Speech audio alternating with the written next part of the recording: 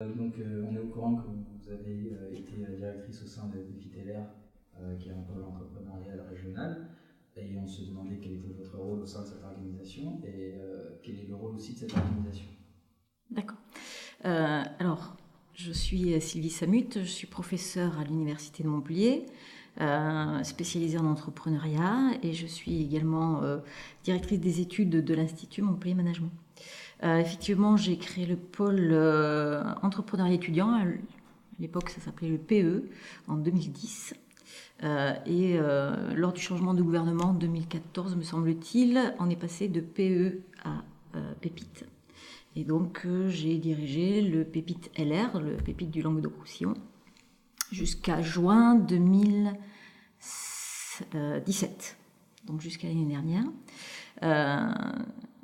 C'est un pôle qui est très intéressant pour les étudiants parce qu'il permet de faire rentrer dans l'esprit des gens que l'entrepreneuriat, c'est un vecteur d'insertion professionnelle. On a bien compris que les sportifs de haut niveau pouvaient avoir un statut à part, et c'est rentré dans les mœurs. En revanche, penser aujourd'hui penser il y a quelque temps que les étudiants pouvaient avoir un statut comme les sportifs de haut niveau, un statut à part, reconnu, c'était quelque chose qui était complètement loufoque il y a quelques années. Aujourd'hui, petit à petit, c'est complètement admis qu'un étudiant puisse avoir un projet entrepreneurial et pouvoir bénéficier d'un statut d'entrepreneur. Donc ça, je pense que c'est une vraie avancée pour les étudiants parce que ça permet à l'étudiant qui a un projet d'être accompagné dans le cadre de ses études, d'avoir des aménagements d'études, on en parlera peut-être plus tard, pour pouvoir créer dans les meilleures conditions et être mis en réseau dans un écosystème qui est plutôt favorable. D'accord. Justement, au sujet du statut d'étudiant entrepreneur, on se demandait quels sont les avantages et intérêts pour l'étudiant qui a un projet. Alors, ce statut d'étudiant entrepreneur, déjà, pour l'étudiant, ça lui permet d'être reconnu comme étant porteur d'un projet, comme le sportif de haut niveau. Ça veut dire qu'il est repérable.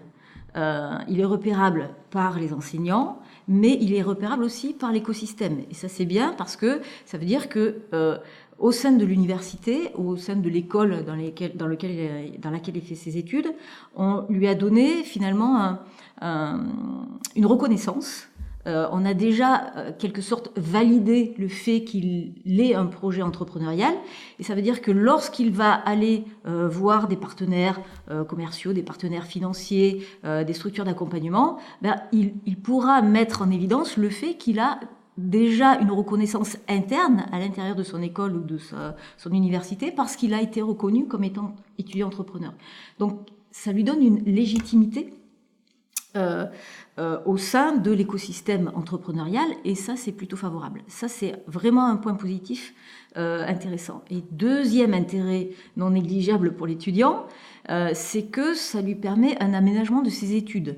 On considère que pour mener à bien un projet entrepreneurial de qualité, il faut le mettre dans des conditions d'exercice qui lui soient favorables. Donc, on accepte, si le directeur de la formation est d'accord, on accepte que l'étudiant ne fasse pas de stage, mais qu'il consacre son temps de stage au montage de son projet.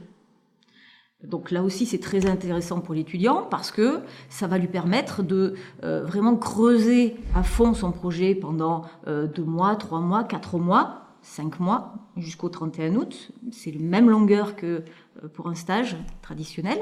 En revanche, il accepte de ne pas être payé, donc ça c'est la contrepartie, puisque sinon il faudrait qu'il se paye lui-même, puisque c'est sur son projet. Mais néanmoins, il peut déjà travailler sur son temps de stage, et en même temps, il peut être aussi accompagné par des enseignants qui vont l'encadrer dans le cadre de son projet.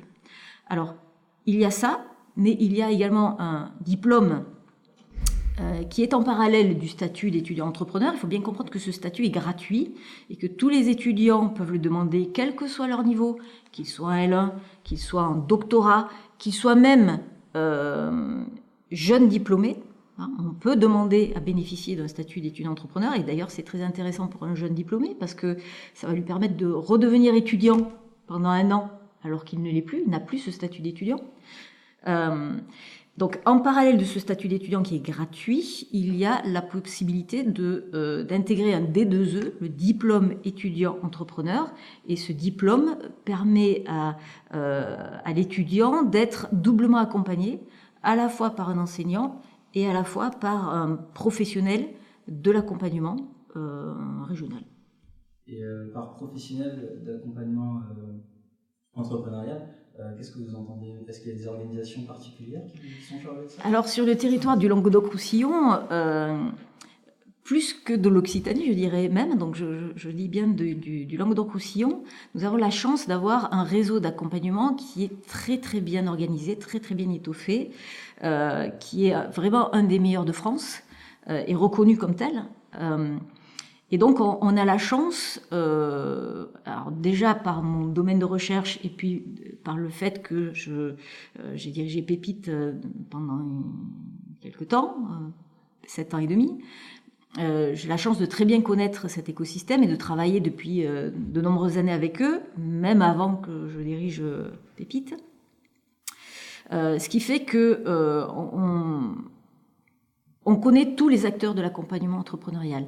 Et favoriser le relationnel entre l'étudiant et tous ces acteurs de l'écosystème, je pense que c'est une vraie chance pour l'étudiant parce qu'on peut facilement mettre en contact un étudiant avec telle ou telle structure d'accompagnement, avec telle couveuse, avec telle pépinière, avec telle personne qui, nous pensons, peut être un déclic pour l'étudiant et qui facilitera sa mise en réseau futur.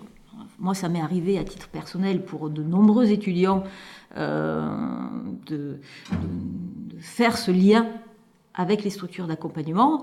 Et aujourd'hui, on a la chance d'avoir plein d'étudiants qui ont été incubés dans des structures d'accompagnement et qui le sont aujourd'hui. Parce qu'on n'est pas ad vitam aeternam dans une structure d'accompagnement, on y reste un temps limité. Donc, certains y sont passés, d'autres y sont encore. Alors, pour illustrer tout ça, une question qu'on se pose. Si j'ai une idée, comment puis-je vérifier si elle fonctionne, savoir si ça vaut vraiment le coup de me lancer dedans dans cette idée?